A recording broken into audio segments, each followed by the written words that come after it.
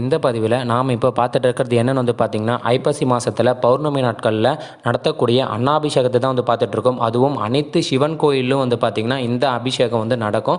இதனுடைய பலன் என்னென்னு பார்த்திங்கன்னா, அந்த நாளில் அந்த அபிஷேகம் நடக்கக்குள்ளே நாம் சிவன் கோயிலை வணங்கினா, ஒரு சிவனை வணங்கினா 1 கோடி சிவனை வணங்கின பலன் நம்ம கிடைக்கும். ஒவ்வொரு பருக்கை சோறும் ஒவ்வொரு சிவனுக்கு சமம் சொல்லிட்டு அனைவரால் இது மாதிரி போற்றப்படுது. ஏன் இந்த அன்னாபிஷேகம் நடத்துகிறாங்கன்னு பார்த்திங்கன்னா, இந்த நாளில் சந்திரனுக்கு ஏற்பட்ட தோஷத்தை நீக்க சிவனை போய் வேண்டி தவம் இருக்கிறாரு. உடனே சிவன் சந்திரதேவனுக்கு காட்சி அளித்து அவருடைய தோஷத்தையும் நீக்கி இந்த நாளில் அன்னாபிஷேகம் நடத்துவாங்க. அன்னைக்கு நடக்கக்கூடிய இந்த பௌர்ணமியில் உன்னுடைய ஒளி இன்னும் பிரகாசமாக இருக்கும்னு சொல்லிட்டு அவர் மறைஞ்சிடுறாரு. அதனால தான் இந்த நாளில் பார்த்திங்கன்னா ஐப்பசி மாத பௌர்ணமி அன்னாபிஷேகம் சொல்லிட்டு அனைவராலும் போற்றப்படுது.